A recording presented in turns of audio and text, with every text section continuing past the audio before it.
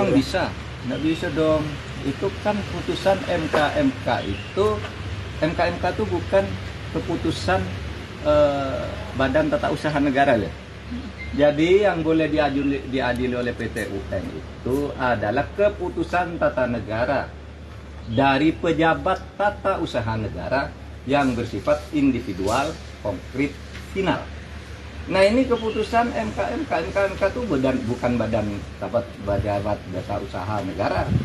Sifatnya itu adalah badan ad hoc dan dewan etik, bukan ketatanegaraan.